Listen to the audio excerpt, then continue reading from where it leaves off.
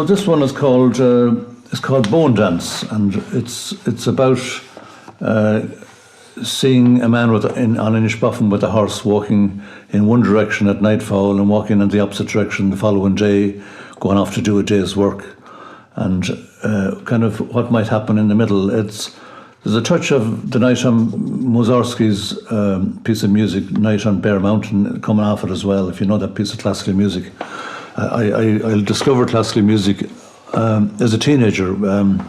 I discovered Chopin, who I think was the first poet I ever listened to, and still is probably one of the best poets that I've heard.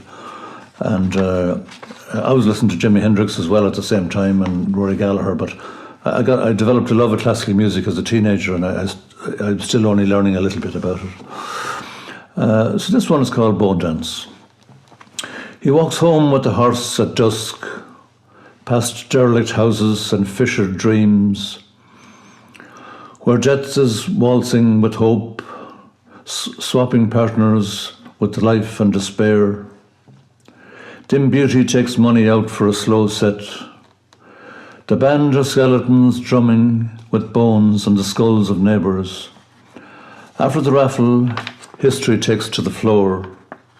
Before dawn, time coughs and rattles the keys, and the couples make way. By morning, man and horse walk in the opposite direction, kicking elementals out of the way to turn the sod as they must. So this next one is about days, I suppose, and often you ask some person, what's your day like? And they say, well, they always give it a colour for some reason. They say, I'm having a blue day, or I'm having a black day or something. And so I gave colours to some of the days here, I suppose, for different moods and days that are good days and bad days, as they say. Days. Blue days arrive like final notices on the damp carpet of a rented flat. They mug you from the side streets, but they can't kill you anymore. Red days career into town like ghosts who forgot to say goodbye, flooding the squares with absence on summer afternoons when everybody is busy, gone somewhere. Green days are spent shivering in the hall, filling the ashtray with memories, gazing out over a pandemonium of failures, ratcheting through a one-way turnstile. But the colourless days, without a name, we fall sideways through them forever. I'll try to understand time and the seasons. I wrote a piece called The Passing Train, and I think that we all have a sixth sense sometimes about certain things, but it's not developed as much as we'd like to have it developed. And some people believe in superstition, I suppose, and they often kind of give more credence to certain things than they have. And one is always kind of trying to understand time and how it passes. So this is called The Passing Train.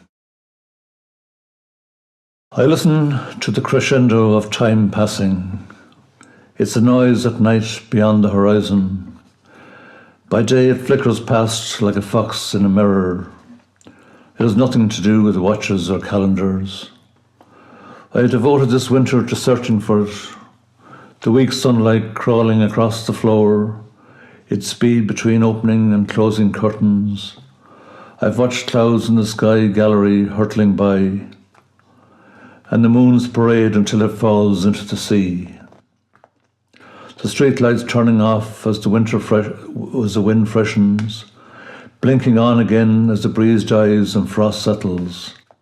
But nothing, only this memory gleamed in a foreign city. I saw it once, on the face of a sick boy on a passing train. He waved at me as if something was moving his arm.